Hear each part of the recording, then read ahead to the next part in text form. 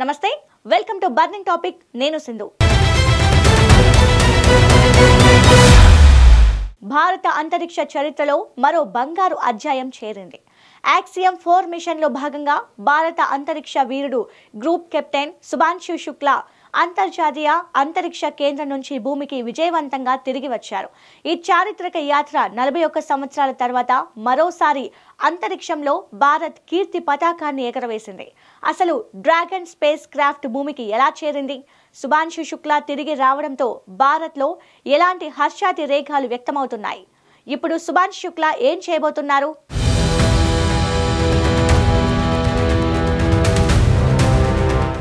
Axiom 4 machine విజయవంతమైంది. సుభాన్షు శుక్లా అలాగే ముగ్గురు ఇతర అంతరిక్ష యాత్రికులు SpaceX Dragon spacecraft ద్వారా భూమికి సురక్షితంగా చేరారు. జూన్ 25న నాసా కెనడీ స్పేస్ సెంటర్ నుంచి ఐఎస్ఎస్ కు వెళ్లిన ఈ టీం 18 రోజులు అక్కడే ఉంది. సోమవారం ఐఎస్ఎస్ నుంచి అన్డాకింగ్ సక్సెస్ఫుల్ గా పూర్తి చేసుకున్న డ్రాగన్ స్పేస్ క్రాఫ్ట్ భారత కాలమానం ప్రకారం మంగళవారం మధ్యాహ్నం 3 గంటలకు కాలిఫోర్నియా తీరంలోని శాండియాగో సమీపంలో పసిఫిక్ మహాసముద్రంలో విజయవంతంగా ల్యాండ్ అయింది. ఈ spacecraft deorbit burn ప్రక్రియ ద్వారా భూమి వాతావరణంలోకి తిరిగి ప్రవేశించింది. ఈ ప్రక్రియ సుమారు 18 నిమిషాలు కొనసాగింది. రికవరీ టీంలు స్పేస్ క్రాఫ్ట్ ను షిప్ కు చేర్చాయి. తర్వాత స్పేస్ షిప్ నుంచి సుభాన్షు శుక్లా ఇతర వ్యోమగాములు బయటకొచ్చారు. అక్కడ వారికి వైద్య పరీక్షలు నిర్వహించి ఆ తర్వాత హెలికాప్టర్ ద్వారా స్పేస్ స్టేషన్ కు తరలించారు.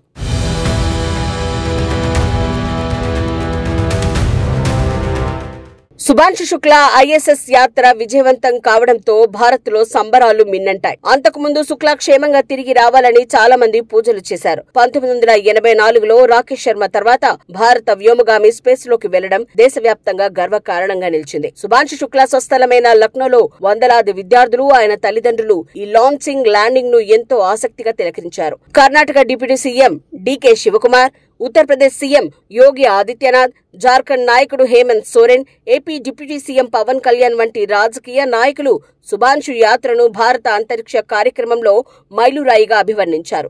ఇస్రో మాజీ శాస్త్రవేత్త మైల్స్వామి అన్నాదురై ఈ మిషన్ భారత యువతకు స్ఫూర్తినిస్తుందని, దేశం మరిన్ని అంతరిక్ష విజయాలను సాధిస్తుందని అన్నారు.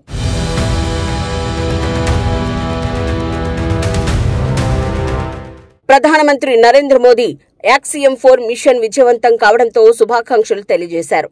లాంచ్ సమయంలో అలాగే స్పేస్ క్రాఫ్ట్ భూమికి వచ్చిన తర్వాత మోదీ ట్వీట్ చేశారు. సుభాన్షు శుక్లా ఐఎస్ఎస్ లో ఉన్న సమయంలో కూడా వీడియో కాన్ఫరెన్స్ ద్వారా మోదీ మాట్లాడారు. అక్కడి విశేషాలను అడిగి తెలుసుకున్నారు. సుభాన్షు శుక్లా తన చారిత్రక యాత్ర తర్వాత భూమికి తిరిగి రావడంతో దేశం ఆనందంలో మునిగిపోయిందని, ఐఎస్ఎస్ కు వెళ్లిన మొదటి భారతీయ అంతరిక్ష యాత్రికుడిగా ఆయన తన అంకితభావం, ధైర్యం, స్ఫూర్తితో ఎంతో మంది కలలను సాకారం చేశారని మోదీ తెలిపారు.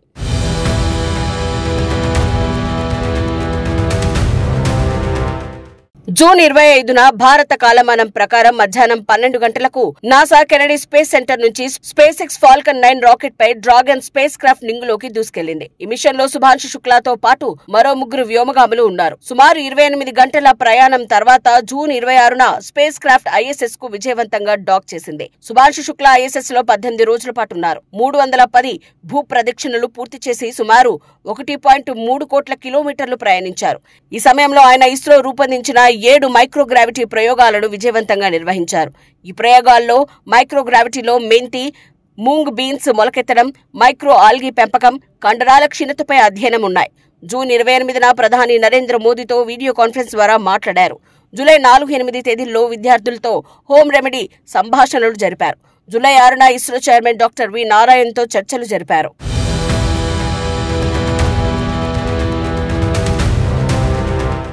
సుభాన్షు శుక్లా ఐఎస్ఎస్ అనుభవం భారత్కు ఎలా ఉపయోగపడనుంది?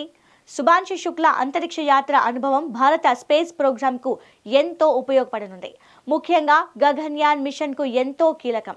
ఈ మిషన్ ద్వారా శుక్లా పొందిన అనుభవం 2027లో నిర్వహించే గగన్యాన్ కీలకం కానుంది. సుభాన్షు నిర్వహించిన ప్రయోగాలు ముఖ్యంగా మైక్రో ఆల్గీ, టార్డిగ్రేడ్స్, కండరాల క్షీణతపై అధ్యయనాలు, చంద్రుడు, మార్స్ మిషన్ల కోసం జీవన సహాయ వ్యవస్థలను అభివృద్ధి చేయడంలో సహాయపడతాయి.